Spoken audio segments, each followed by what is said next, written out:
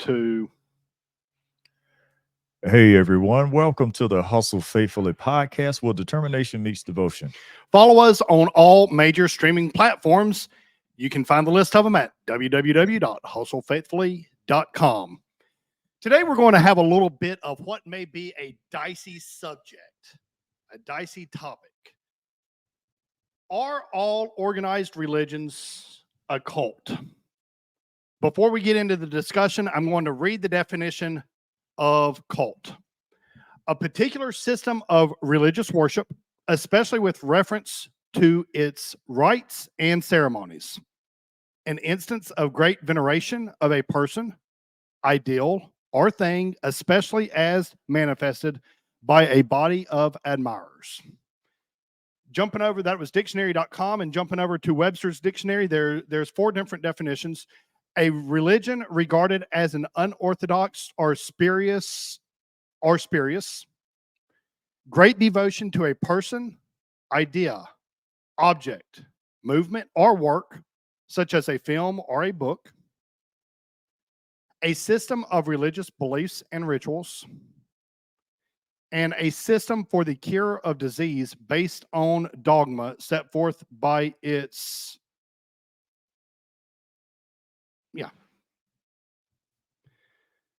So, Ricardo, just a quick answer. With your upbringing, with your life, with your faith, with your beliefs, are all organized religions a cult? When I say all, I mean all. No, based on my upbringing and all I've been taught says no. That's based on my upbringing. Okay. That all religions are not cults. But like I said, that's just the upbringing. Okay. Give me an example of a religion that you would classify as a cult, and give me an example of a religion that you would classify as not a cult. Well, based on upbringing, it wasn't necessarily about the religion as much as it was about the belief systems, like the Branch Davidians with David Koresh. Okay. That was considered a cult, according to upbringing. A smaller group of people that were believing things that were contrary or outside of what the main 3 or the big 3 religions are, which is Judaism, Christianity, and Islam. There's a smaller group of people. This wasn't a massive group of people. It was a smaller group that have this belief that's outside of, or in some ways seen as inferior to, what the others would believe as a whole. And so, in a sense, this was a cult because of this small group that are believing outside of the big 3 and believing something that was sinister in nature because of how they practiced and what they did. Okay. So, based on one of the definitions, it was talking about a small group. Is small defined to you? It appears on what you just said that small is defined on you in scale in reference to Judaism, Islam, and Christianity. Is that how you would look at it? Yeah, more or less. Yeah, I mean, like I said, this is all based off of things that have been taught more or less historically for a number of people.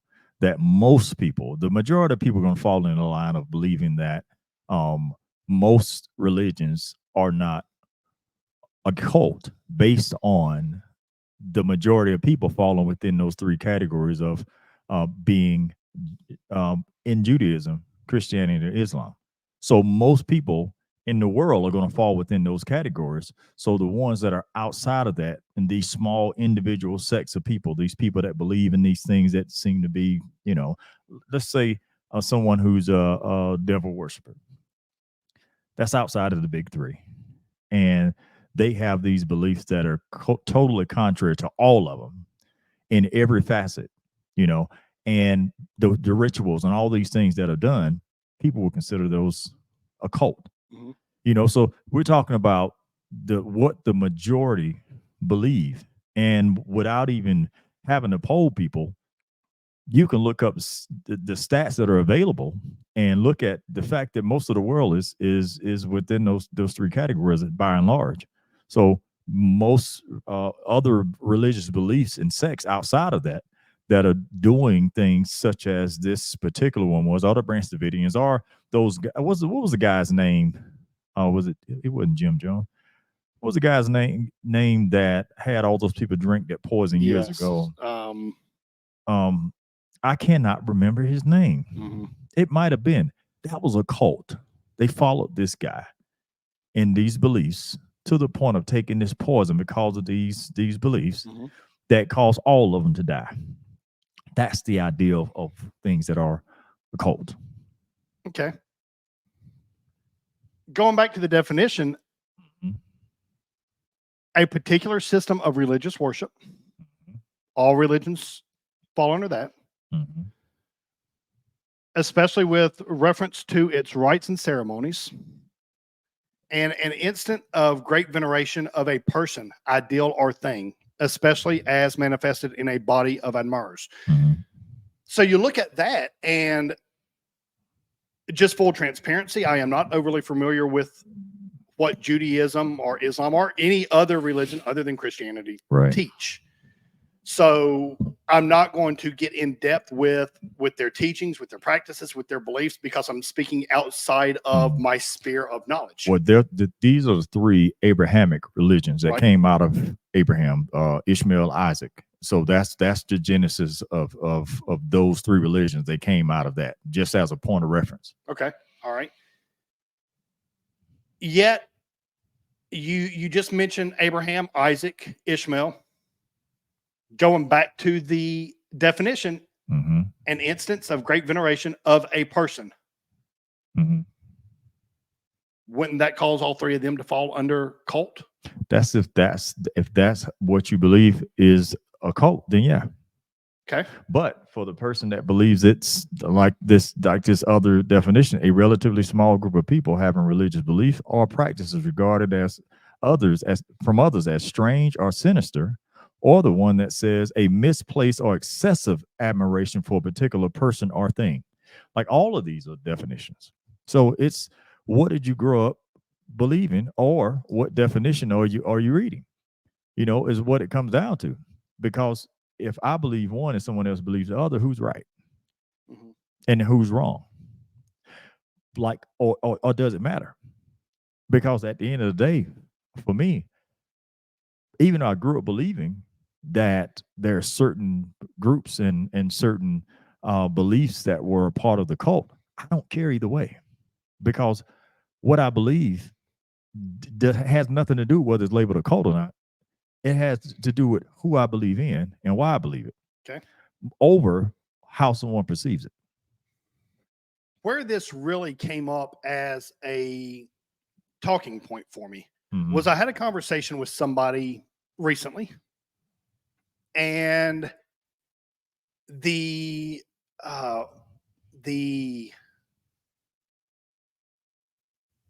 Freemasons came up, and I was having a challenge recalling who it was, but the Freemasons came up, and this person said they're a cult.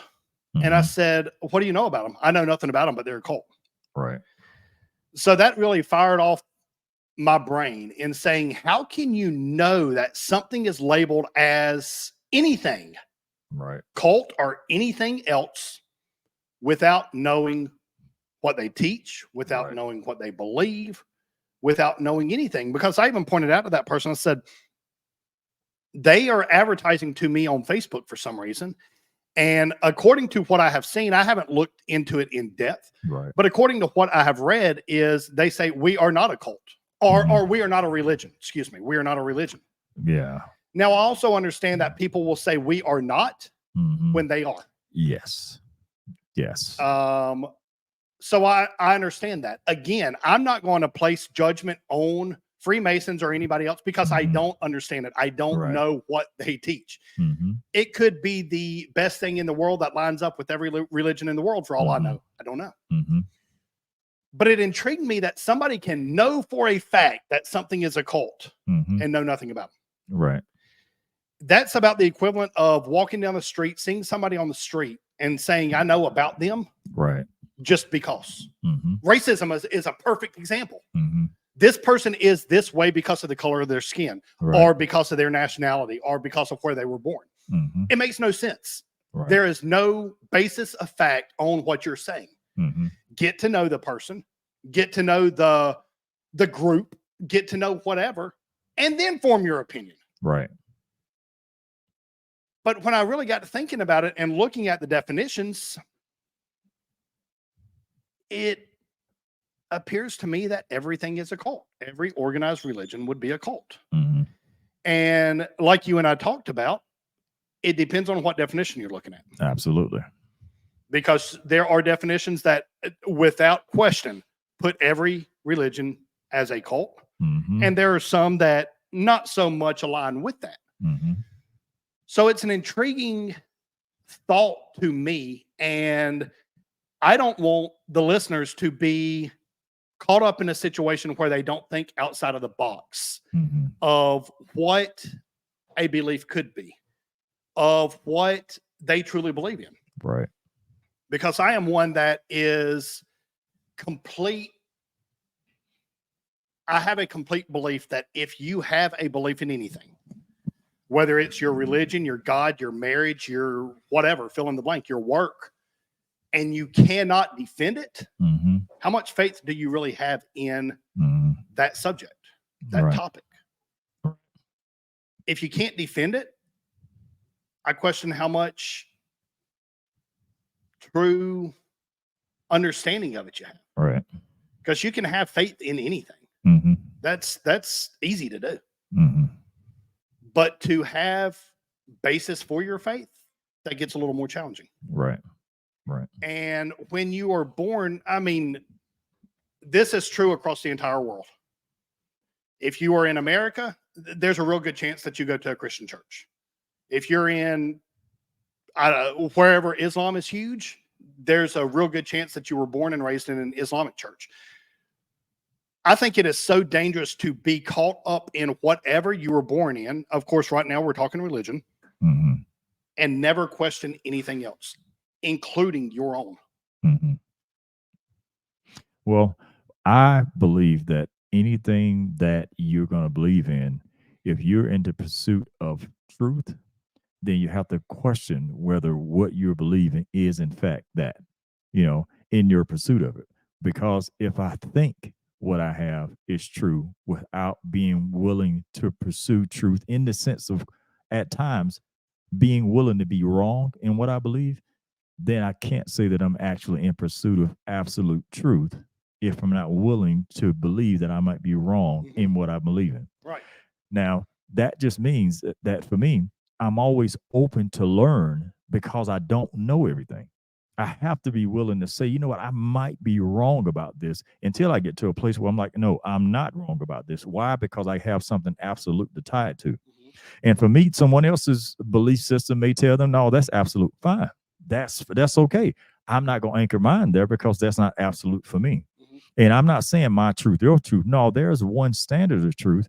And so if there's one standard of truth in my view from my religious beliefs as a Christian, then that's what I'm going to anchor mine to. And so at that point, I stopped trying to believe everything. I stand in the place of believing this because this is something that I can anchor myself to, because I can point to it. And anytime something's said, I can always point to something that doesn't move. And it's been that way. What about you believe in something your whole life? Mm-hmm. Don't care how old you are. Mm-hmm. And you get to a point where, number one, you question it. Mm-hmm. And number two, as you question it more and more and more, Mm-hmm. you're like, I may have been wrong my whole life. Yeah. That is hard to comprehend. Something that you believe in for your whole life. Mm-hmm. And then you come to your present state, mm-hmm. and you say, was I wrong? Mm-hmm. And that's going to happen. That is absolutely going to happen. And it has happened to every single person that has ever lived. At some point, there's something that they realized that they thought was true that wasn't true. I believed in Santa Claus at one point. I mean, you couldn't say anything different. Right. There's people that still literally believe in a freaking Easter bunny right now. Now I'm not just talking about those things. There's other things that are not just that people will believe in. You brought up racism earlier. There was people that grew up with this superiority complex that these people are this and those people are that, and that's absolute and that's true. Guess what? You realize at some point maybe that's not Right. accurate. So that's just the nature of being in a fallen world, being fallen people with a fallen nature, and having imperfect ways and thoughts where you're going to think that you know it all at times and realize I absolutely know nothing. How do you deal with that? By being okay with it. I'm okay not knowing everything. So, because if I don't know everything, it means I got other things I can learn. Life can always be fresh and new to me. Why? Because there's always something more to learn because I don't know everything. That allows me to have conversations with people, that allows me to read things with the understanding that when I read it, I expect to learn something. I don't read it with, I already know. What the heck are you reading it for then? You know, why am I talking to anybody then? Right. Because I got it all. I'm okay with that. And because I'm okay with it, I don't have to do anything other than continue learning and growing. And those things that are proven wrong, I get rid of them. You keep moving, you know? So I'm going to call out a couple of religions, if we can call them that. Mm-hmm. Some time ago, I walked into the house, walked into my bedroom, and my wife was watching a show about Scientology. And I'll be real with you, I was uneasy at first. I'm like, you don't need to bring that crap into the house. Yet, I listened to her. Mm-hmm. She was just interested to see what it was. Right. We ended up watching the entire thing, and it was Leah Remini talking about how Scientology is, in fact, a cult. Mm-hmm. She was real big in the Scientology religion, cult, whatever you want to call it. Right. And one of their beliefs, I don't know if he's savior. I don't know if he's founder. I mean, he founded the religion, but I don't know what his term is within the religion. Right. It's L. Ron Hubbard. Mm-hmm. And I remember watching the episode. I laugh about it now, but I remember watching the episode when the Miscavige, which is the second guy in command, announced that L. Ron Hubbard had left his body. I don't remember exactly what he said. To me, it was comical listening to it. Mm-hmm. Because L. Ron Hubbard is coming back. And I don't remember exactly how all of it pulls together, but L. Ron Hubbard's supposed to come back and do whatever he's supposed to do, whatever it is. L. Ron Hubbard. Huh? L. Ron Hubbard, yeah. Okay. So it was intriguing to me. And watching the show, hearing her synopsis on exactly how it's a cult, we went out to Los Angeles, and they have 2 or 3 different locations there in Hollywood. We went by every one of them. Well, we went by 2 of them. The big church, it was off the beaten path, so we didn't go. But the other ones are on Hollywood Boulevard, so we stopped by them. All the windows were covered up. All the doors were locked. They had security roaming the outside of the building. We knocked on one of the doors. They peeked through, and once they knew that we were kind of there to see the building, of course, they wouldn't let us in, but they also watched us. I mean, they came out on the sidewalk, and it was very clear that they were watching us, which is interesting to me. What are you hiding? What are you covering up? But here's the thing. When I got to thinking about it, L. Ron Hubbard died and is coming back. It's the same thing that Christians believe about Jesus. L. Ron Hubbard. When did L. Ron Hubbard die? Don't ask me too many in-depth questions. It was, I don't know, 5, 10, 20 years ago. I don't remember. Like, there's no comparing the 2 of those the deaths and that whole belief system to one another. I mean, what historical references are there for L. Ron Hubbard, or what prophecies were there for regarding him for thousands of years that have been fulfilled throughout his lifetime. That are, I mean, like, what has L. Ron Hubbard done that can be in any way looked at as anything other than someone who decided to start something because they believe something different and they got a bunch of other people on board with what they believe, like Charles Russell did with Jehovah's Witnesses back in the late 1800s. I mean, it just out of the blue just came up, just suddenly. And then we're supposed to put that in the same category as Jesus, these people in the same category. For someone who has over 30,000 references and historical references in books from people that were believers and not believers, from scholars for all these 1,000 years that are written different things about him. Even the Muslims believe in Jesus, even if they don't believe the same things about it, they believe in his existence. How can someone out of the blue just come up with a different belief system and all of a sudden it's just accepted? Anybody can do that with no historical references or proofs of anything that's been said about them or from them, at all. It's just, hey, this is what we believe. Sure. Yeah. So now I couldn't possibly place anybody or that person specifically in the same category as Christ because yes, that's just no comparison. Got it. Why would, if from the Christian faith, the one true God, the only living God, is as powerful as the Bible puts him out to be, why would he allow things like Scientology to forget start, but grow to the enormity that they are? I think they're like $2 billion now. And I know compared to Islam and stuff like that, that's chump change. I understand that.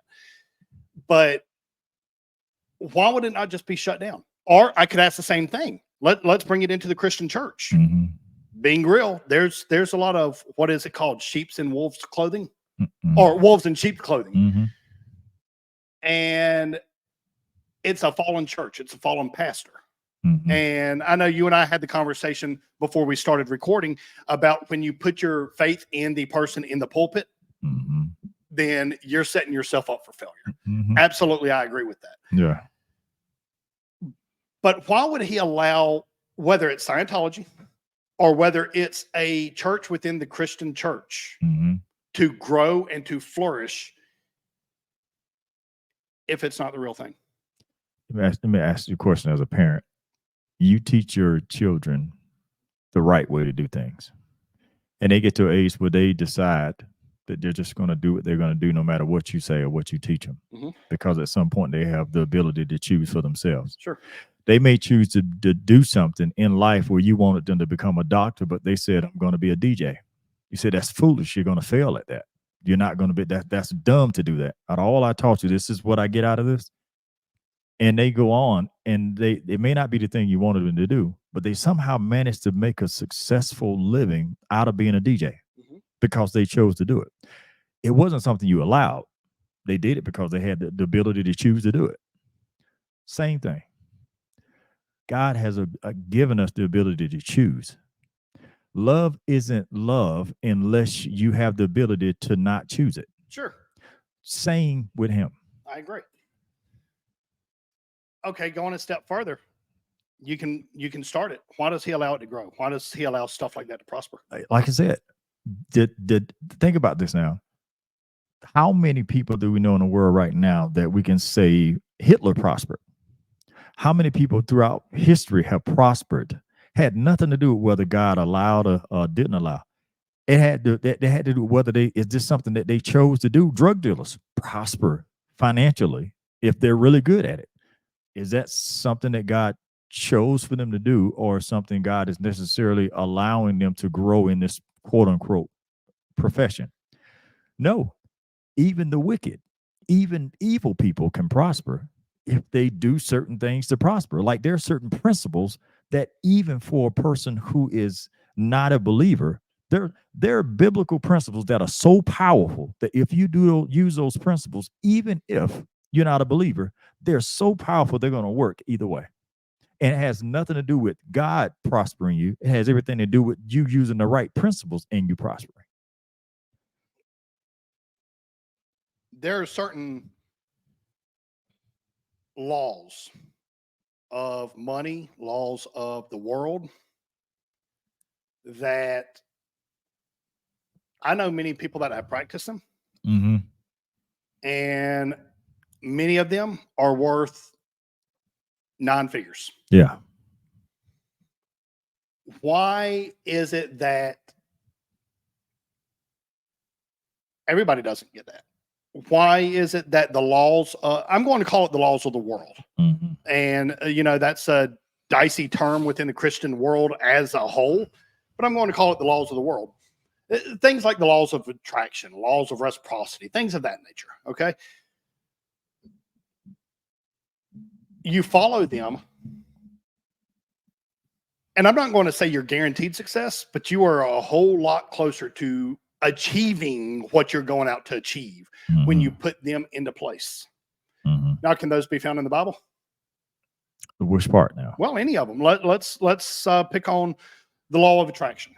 Mm-hmm. No, now you define the law of attraction because there's people listening right now that may not know what that is. What is the law of attraction? Have you ever been driving down the road? Okay, I'll put this into my life. You know me well enough to know I want a Lamborghini. Okay. We drive a Suburban. My wife's car is a Suburban, and I drive that more than I drive any of my vehicles. I call it the Burbsgini. Mm-hmm. It's my crossover before I get to my Lamborghini. All right. There are times that I will paddle shift while I'm driving. Now, there's no paddles on that vehicle. Right. My wife, when she sees me doing it, she still laughs at me to this day.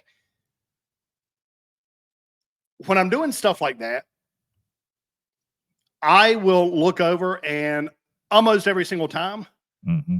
a Lamborghini will pass me. Mm-hmm. Or I'll be in a parking lot and there's a Lamborghini sitting there. Right. Now, you know where we live. We definitely don't live in a poor rundown area. Mm-hmm. We also don't live in Beverly Hills. Right. But it's not an uncommon thing for that to happen. Mm-hmm. There's a very simplistic example of law of attraction. Mm-hmm. Something that I think is easily relatable to a lot of people. Even if they don't have a car fetish, Mm-hmm. they could probably understand a story like that. Well, see, for me, things like that for myself, I attribute a lot of that to how we've conditioned our mind to see things that we wouldn't see unless we were already predisposed ourselves to the idea of seeing it.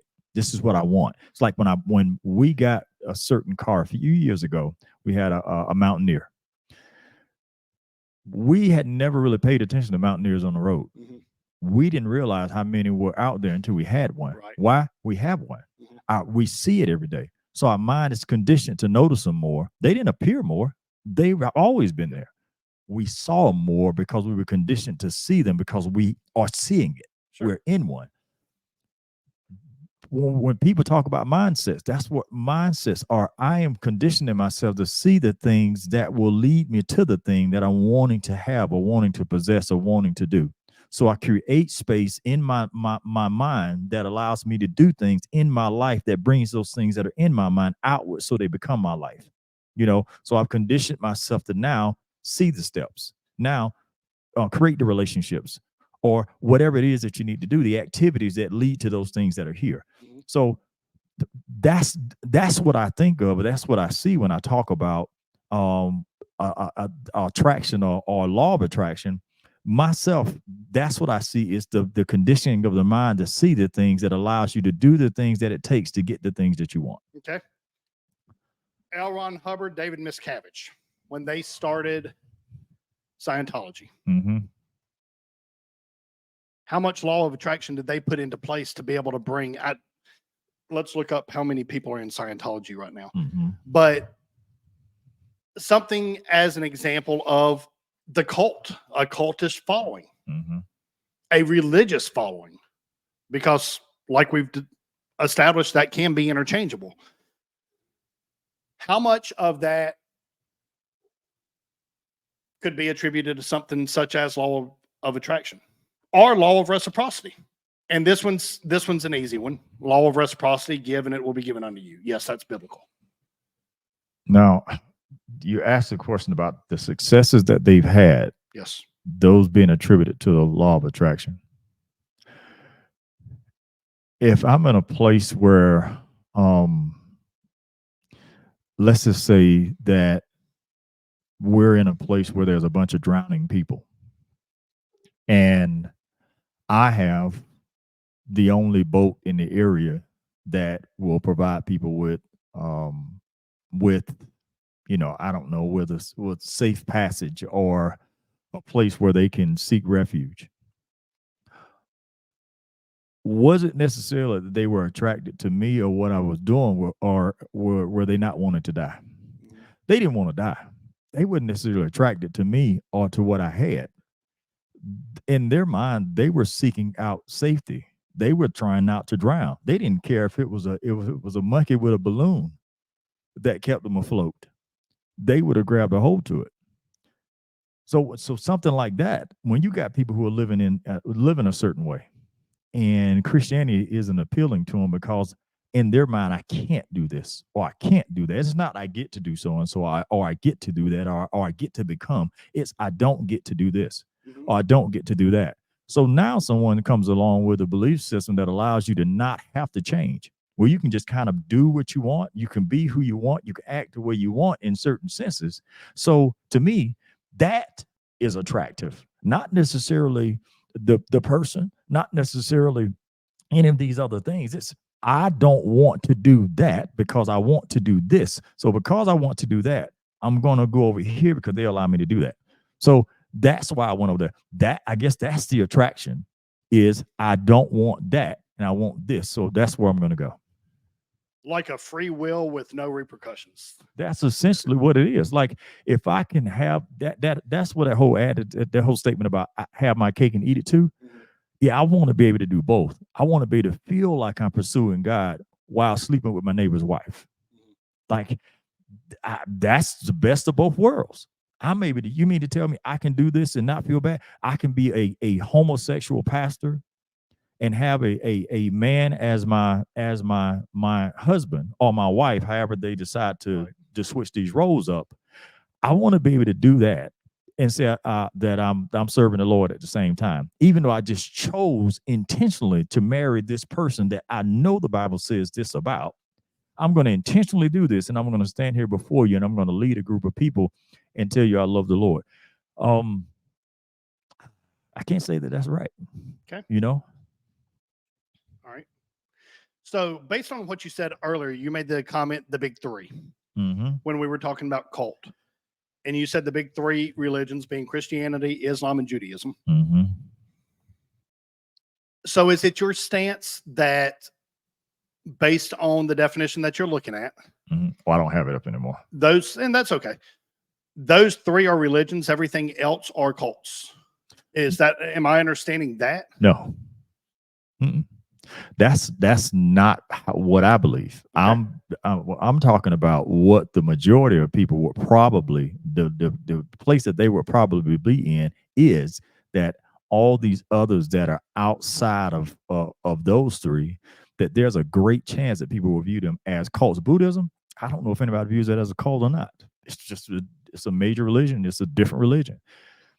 I grew up with the understanding that these groups that believe these things that let's just say, like I talked about earlier, these things that are sinister in nature, these things that are misplaced, where it becomes about a single individual walking around like I talked about the Branch Davidians. They followed this man walking around. They followed these beliefs that were unfounded, that you couldn't find nobody anywhere that believed the way that they were believing, except some other groups of people that believed like them, that were outside of this. I talked about the big three because those are the big three, the main religions. I don't have the belief that every other religion is a cult. It was just those things that were these groups that decided to extract themselves out of the normal religious belief systems, whether they was this one, that one, or the other, that believed these things that were, there are some things that's borderline out here. Those things that lead people to do things that they probably shouldn't be doing. Or those things that are outright wrong, and we know they're wrong, but these people are drinking blood. They're, involved in, sacrificing of children, which that stuff is actually going on nowadays. Those are the things that you would consider, from my upbringing, to be occultic. Now, does any of that matter as far as how you label it? You can call it they can call them basketball players. It wouldn't matter to me. Cult, basketball player, same thing. As far as if that's what you decide to call it. So none of that really matters at the end of the day. What do you believe? That's the thing that matters to me most. Not what you call it, what basket you place it in, but what do you actually believe, and how, and can you articulate your beliefs in a way and show someone why you believe that, and show them where it is, and then lead them to that. If that's what you're trying to do, you can articulate it that way where it makes any sense to someone, so that's my own personal beliefs, if it makes any sense. Well, let us hear from you, from our viewers, from our listeners. What's your stance? Is every religion a cult? Are only certain ones? How do you define that? What does that look like to you? This is an intriguing subject that can be viewed in so many different ways. Yeah, it can. And that's the excitement to me personally, is diving into these types of conversations. Because like Ricardo said earlier, it depends on what definition you're looking at. And when I see a definition that says that it is about essentially idolizing and looking up to a specific being, whether in human form or not, to me, every religion that I'm aware of would fall under that. But again, there's multiple definitions to the word cult. So we'd be intrigued to hear what you have to say. Drop it in the comments. Let us know what you think. And maybe we'll circle back around to this subject at a later date once we see some more comments and see your thoughts and your feelings. Are you involved with a separate religion? I say separate because both Ricardo and I were born and raised, well, we were raised Christian. Can't say born Christian, but we were raised Christian. Are you a part of another religion and you'd like to come on and have this conversation with us? Are you a part of a cult and you'd like to have this conversation with us? Are they called cults within? I mean, I don't know how that works. I know on the Scientology thing that Leah Remini did, she was calling it out for being a cult. So clearly they don't refer to themselves as a cult. I don't know how that works. Well, most cults, or people or groups that people consider cults, they won't call themselves that. You know, I mean, yeah, I mean, yeah. I just don't. That's just not human nature to call yourself something that has a derogatory. Understood. So if you are involved in a religion separate than Christianity, let's just leave it at that. We would love to have you come on and communicate with us. You've seen Ricardo and I back and forth today on this very episode. Honestly, we come in right now with differing views on this. Yet he's not tearing me down. I'm not tearing him down. It's good dialogue. Come on. We'd love to interview you. We'll respect you. You respect us. And let's have a good time. Let's learn a lot more about each other and about the religions of the world. It's valuable to everybody. Yeah. But just understanding when you choose to come on, that if you're going to come and talk about it, then be willing to talk about it. You know, be willing to bring whatever it is you have and talk about it. And at that point, then it won't just be us having dialogue about what we think and how we feel and how we see it. You'll pull out what you have. We'll pull out what we have. Because I will not have a conversation just simply about how I feel with someone regarding their religion or their belief system, because what I'm not going to do is tear yours down, and mine won't be torn down. I'm going to pull out scripture because I will use it.